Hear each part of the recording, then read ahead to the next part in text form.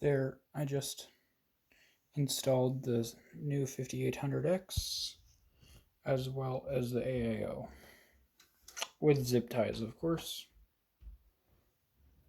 and did some cable management, but I don't want to show you the pack. Also installed the 32 stick set plus a 16. They're clocked the same speeds and the same thing, so they'll be stable enough. Plus it's DDR4, not DDR5. New fan installed. It's just using magnets and reverse this fan, so it's intake, so it's positive pressure.